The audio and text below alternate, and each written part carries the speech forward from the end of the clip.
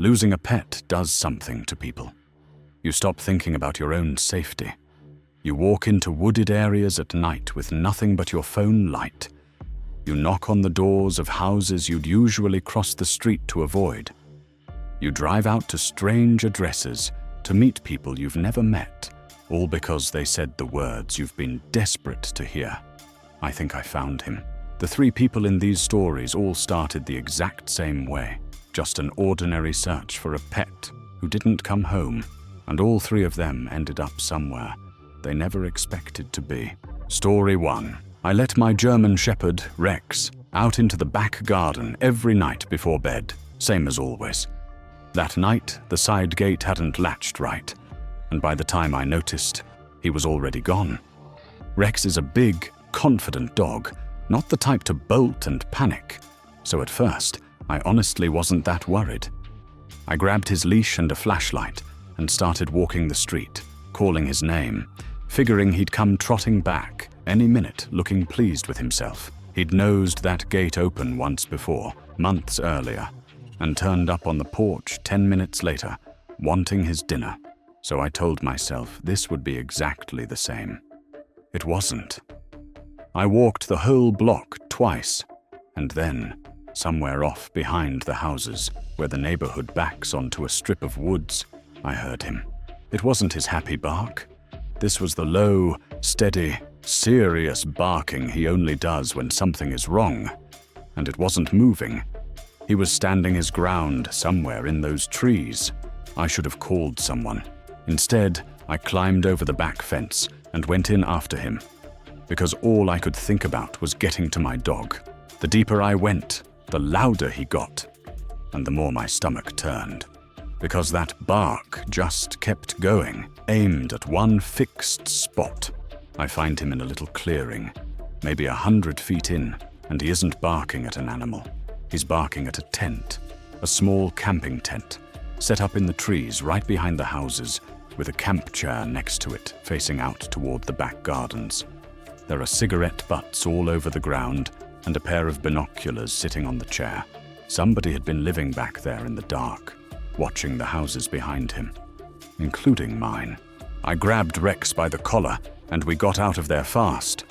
I called the police that night, and they found the camp, but whoever it belonged to was already gone.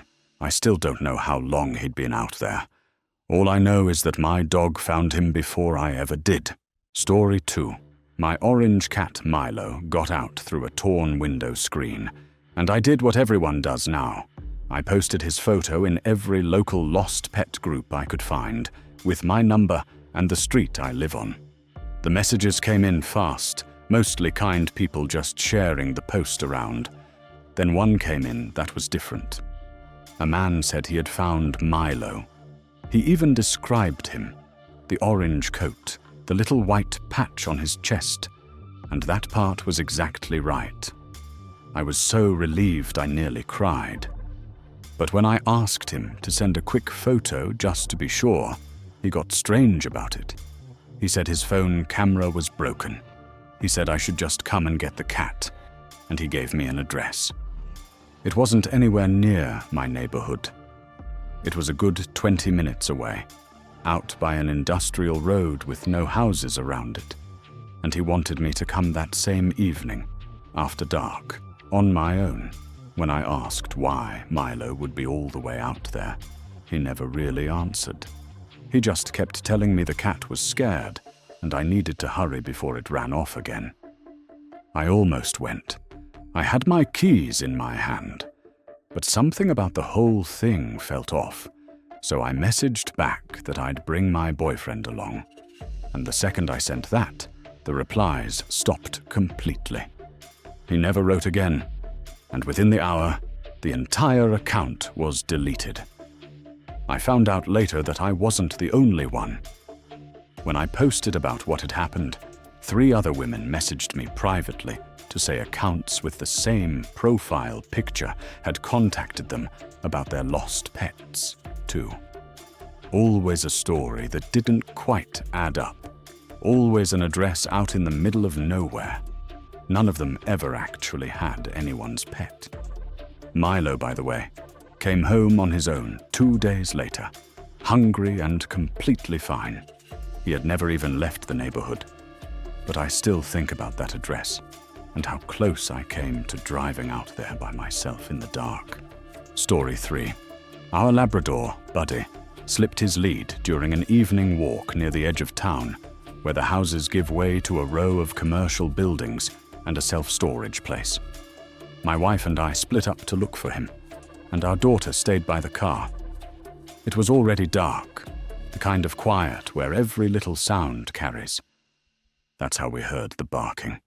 It was faint, but it sounded like Buddy, and it was coming from the direction of the storage units.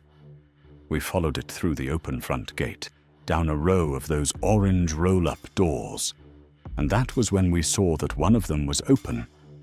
Just one, raised about halfway, with a dim light glowing inside. We figured Buddy must have wandered in, so we headed over. But there was no dog in there. What was in there made me go cold. The walls were covered in flyers, missing pet flyers, dozens of them, printed off and pinned up, dogs and cats from all over the area. And on a shelf underneath them sat a row of collars, different sizes, different colors, lined up neatly like a collection. My wife says my name very quietly, and when I turn, she's staring at the back corner.